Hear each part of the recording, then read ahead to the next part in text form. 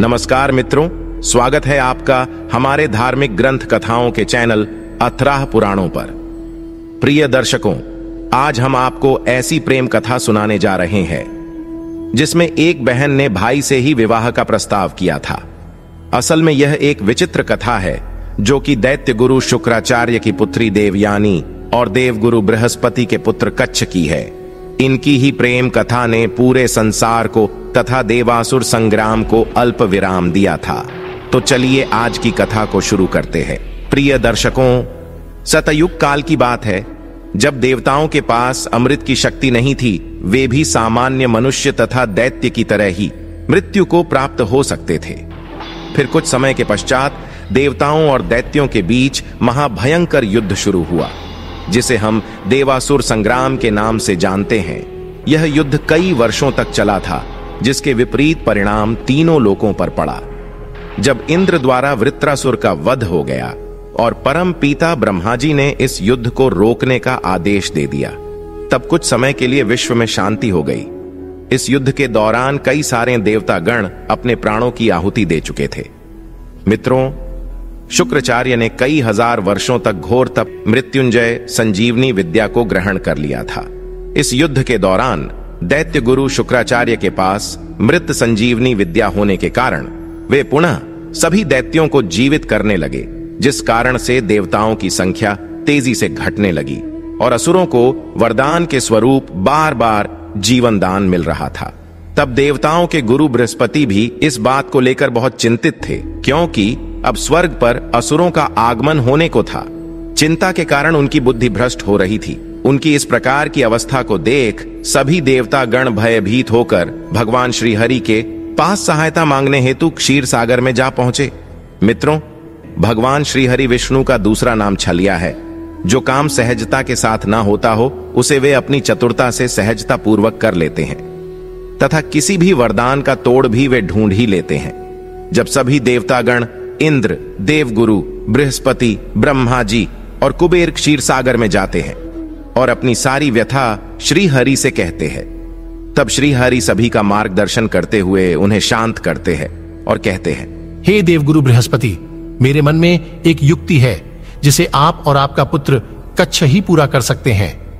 तब देवगुरु बृहस्पति आश्चर्य के साथ श्री हरि से पूछते हैं, हे प्रभु, आप क्षण मात्र भी विलंब ना करें।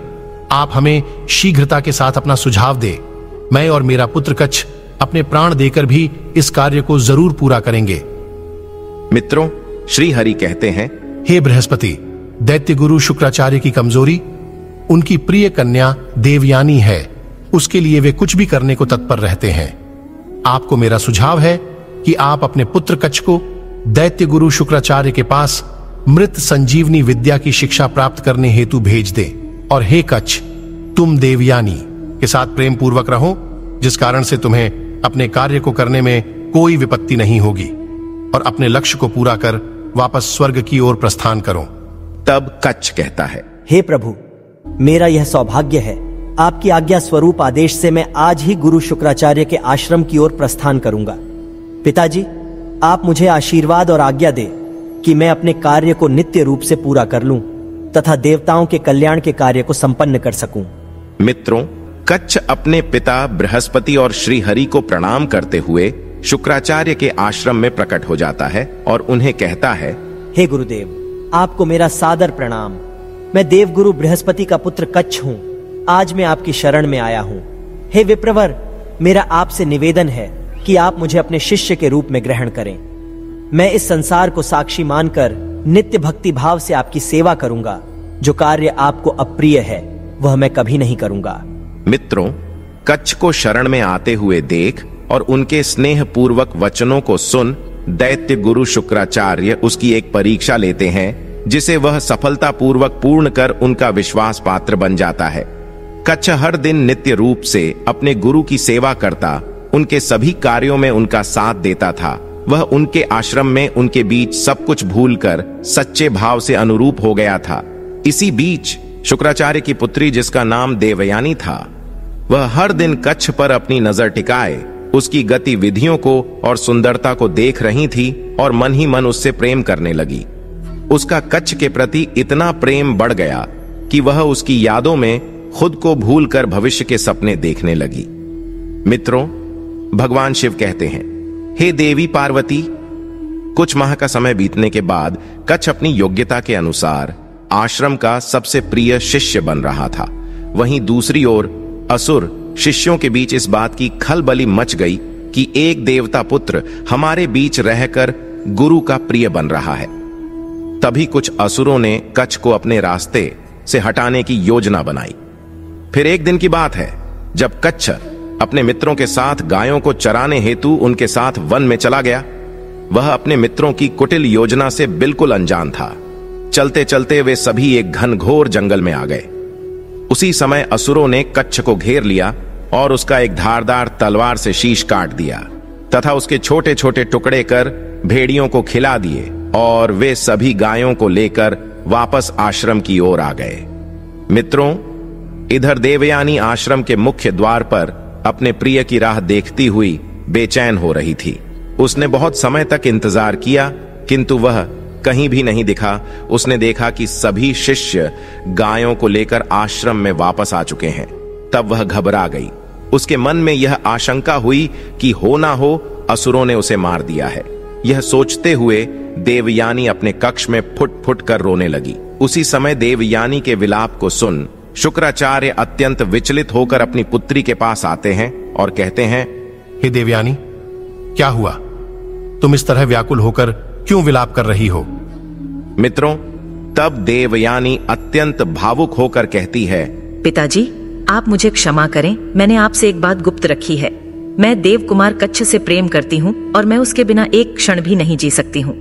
आप कुछ भी करें, मेरे प्रिय सखा को वापस लेकर आइए, अन्यथा मैं भी अपने प्राणों को त्याग दूंगी।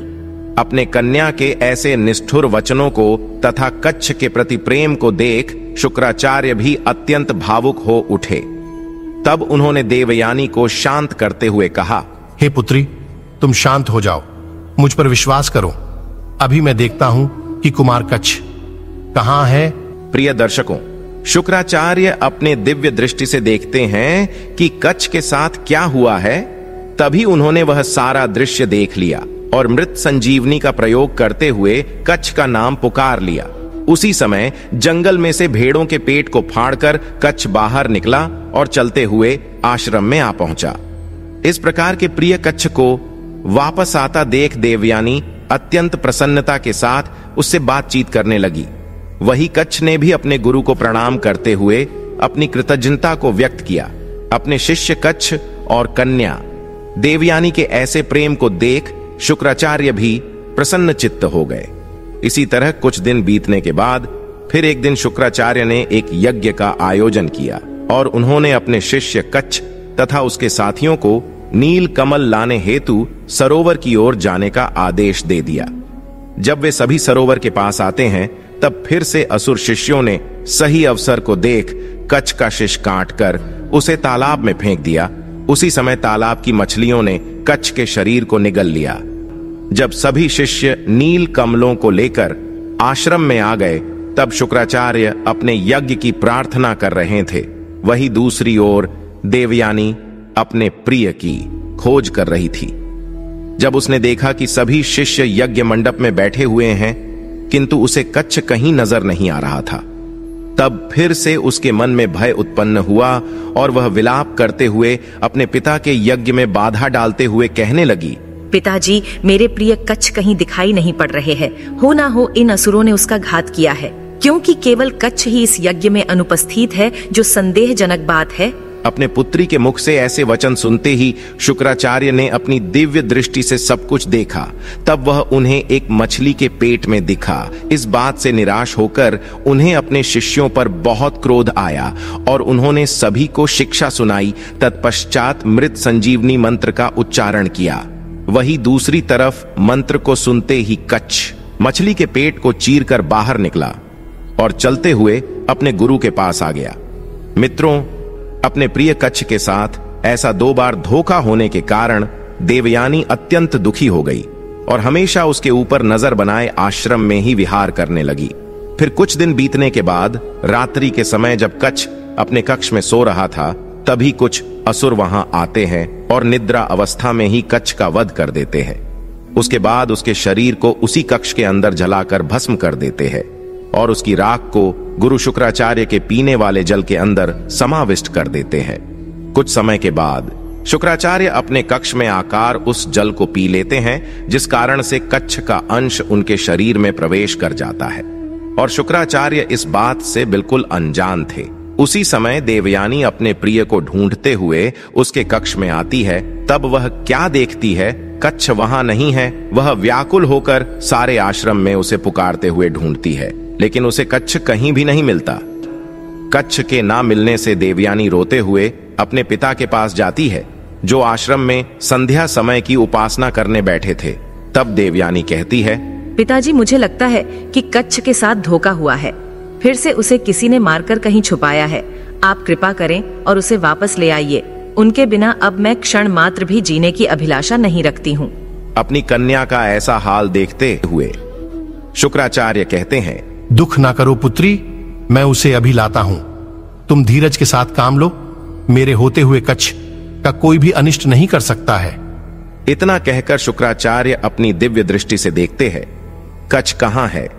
तब वे अपने शिष्यों द्वारा किए हुए अभद्र व्यवहार को तथा कच्छ की निघृण हत्या को देख वे अति क्रोधित हो जाते हैं, किंतु उन्हें कच्छ की चिंता थी, इसलिए वे शांत रहकर कच्छ को अपनी दिव्य दृष्टि से ढूंढ रहे थे।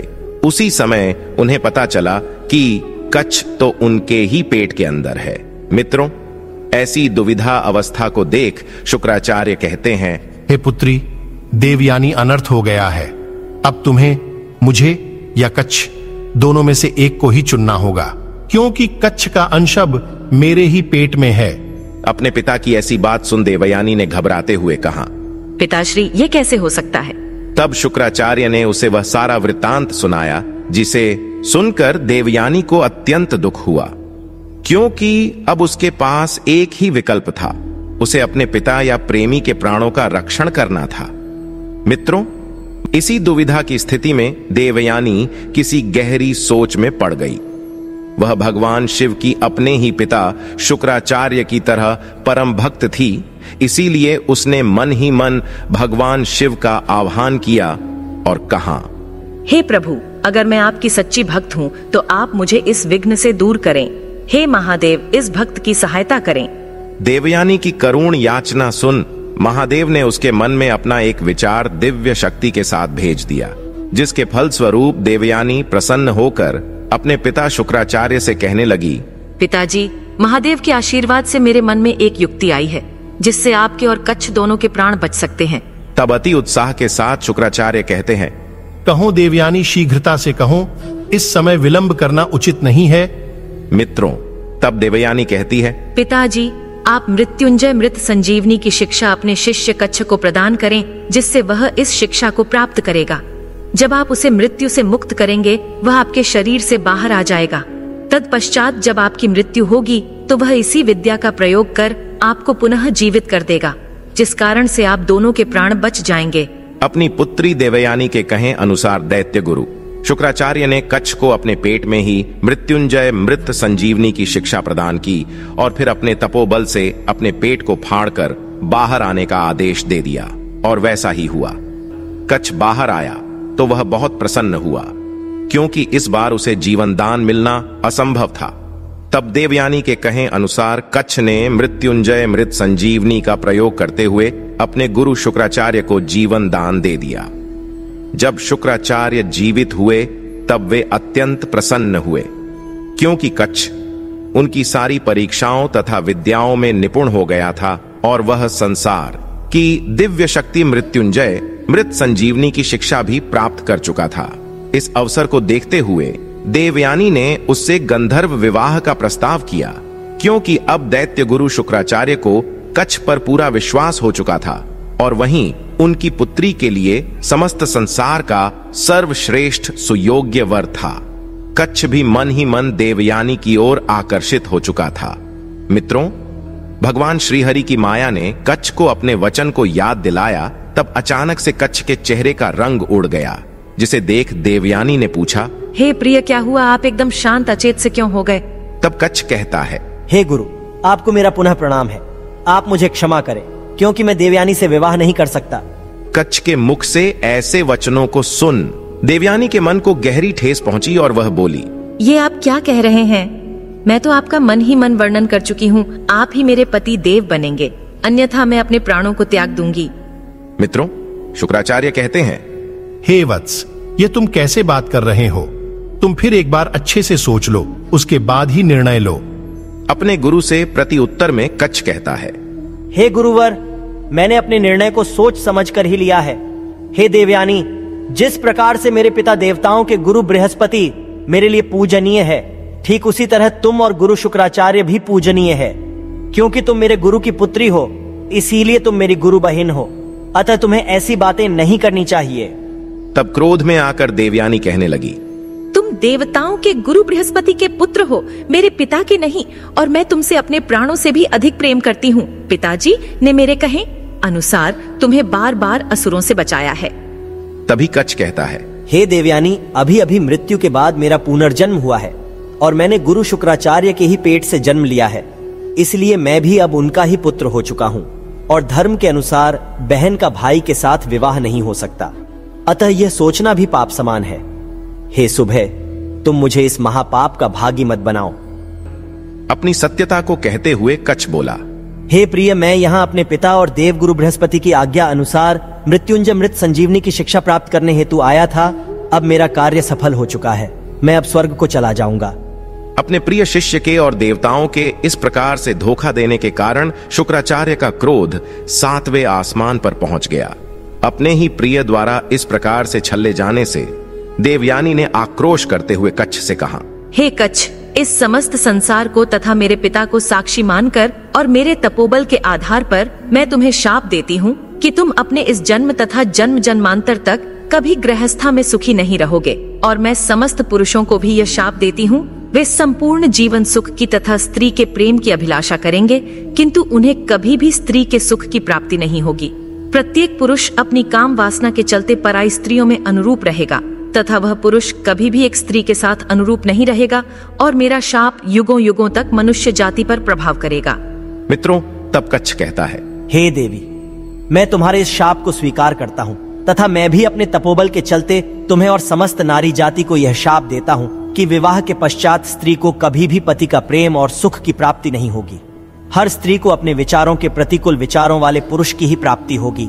हे देवयानी, तुम्हें इस जीवन में पति के प्रेम के लिए तड़पना होगा तथा जन्म जन्मात्र और युगों के साथ मेरे शाप का प्रभाव बढ़ता जाएगा। प्रिय दर्शकों, उस समय दैत्य गुरु शुक्राचार्य भी अपने क्रोध को ना रोक पाए और उन्होंने भी कच्छ को शाप देते हुए कहा, हे कच्छ, तुमने और देवताओं ने जिस विद्या की प्राप्ति के लिए मेरे साथ विश्वासघात और छल किया है, उस विद्या का तुम कभी भी उपयोग नहीं कर पाओगे। यह मेरा श्राप है।